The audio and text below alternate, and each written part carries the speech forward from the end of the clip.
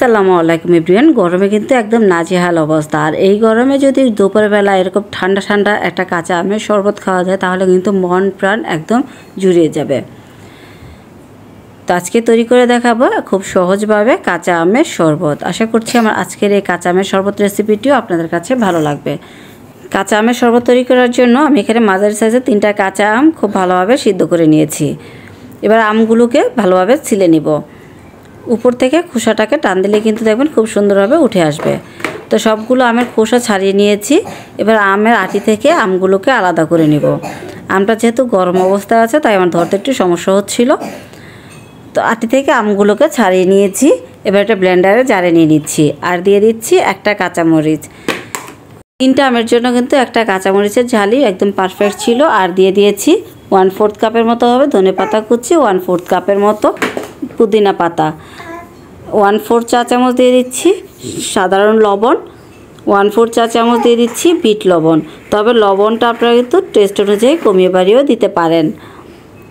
1 table চামচের একটু বেশি দিয়ে দিচ্ছি চিনি। মিষ্টিটাও কিন্তু আপনারা কমিয়ে বাড়িয়ে দিয়ে নিতে পারেন। আর 1/4 চা চামচের মতো দিয়ে দিচ্ছি ভাজা জিরার গুঁড়া। এবার সব কিছু একসাথে খুব ভালোভাবে ব্লেন্ড করে নেব। ব্লেন্ড করা হয়ে গিয়েছে। এবার একটা স্ট্রেনার দিয়ে আমের পিউরিটাকে খুব ভালোভাবে সেঁকে নেব, যাতে করে আমের কোনো আঁশ অথবা ধনে পাতা পুদিনা পাতার কোনো লাম্পস না থাকে। ধনে পাতা ও পুদিনা পাতা দেওয়ার কারণে কিন্তু আমের শরবতের মধ্যে খুব সুন্দর একটা কালার চলে এসেছে। পিউরিটা সেঁকে নেওয়া হয়ে গিয়েছে। এবার পরিমাণ মতো পানি দিয়ে নিতে হবে। তবে ঘনত্বটা আপনারা আপনাদের পছন্দ অনুযায়ী রাখতে পারেন। তবে এই আমের জুসটা কিন্তু একটু ঘন খেতে বেশি ভালো লাগে। এই পর্যায়ে কিন্তু এই আমের জুসটা চাইলে ডিপ ফ্রিজে সংরক্ষণ করতে পারবেন 3-4 মাসের জন্য। এবার একটা প্লেটে আমি নিয়ে নিয়েছি 1 চা চামচ পরিমাণ শুকনো মরিচের গুঁড়া, 1 চা চামচ লবণ। এবার মরিচের গুঁড়াটা আর লবণটা খুব ভালোভাবে একসাথে মিশিয়ে নিয়েছি। এবার যে গ্লাসে আমি সার্ভ করব সেই গ্লাসের মধ্যে সাইড থেকে একটু লেবুর রস লাগিয়ে নিচ্ছি। চাইলে একটু পানিও লাগিয়ে নিতে পারেন। লেবুর রসটা দিলে খুব সুন্দর একটা ফ্লেভার আসবে। এবার গ্লাসটার মধ্যে লবণ ও শুকনো মরিচের গুঁড়াটা খুব ভালোভাবে একটু লাগিয়ে নিচ্ছি। এতে করে গার্নিশিংয়ে দেখতে অনেক বেশি সুন্দর লাগবে।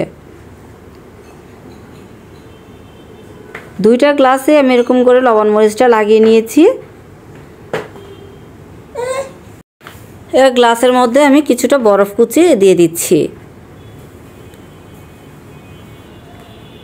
আপনারা আপনাদের পছন্দ অনুযায়ী বরফটা অ্যাড করে নিতে পারেন।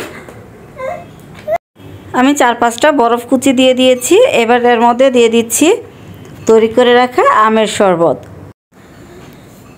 3টা আমের জন্য আমি এখানে প্রায় 1.5 কাপ পরিমাণে পানি ব্যবহার করেছি। এ পর্যায়ে কিন্তু ঘনত্বটা একদম পারফেক্ট ছিল। বরফটা কিন্তু গার্নিশিংয়ের সময় দিতে হবে, তা নাহলে কিন্তু শরবতটা অনেক বেশি পাতলা হয়ে যাবে। তাই শরবতটা বুঝে শুনে পানিটা অ্যাড করে নেবেন। তো তৈরি হয়ে গেল মজাদার কাঁচা আমের শরবত। আশা করছি আমার আজকের এই রেসিপিটি আপনাদের কাছে ভালো লাগবে। রেসিপি ভালো লাগলে প্লিজ চ্যানেলটা সাবস্ক্রাইব করতে ভুলবেন না। এরকম আর নতুন নতুন রেসিপি পেতে চ্যানেলের নোটিফিকেশন বেল অন করে রাখবেন। আসসালামু আলাইকুম।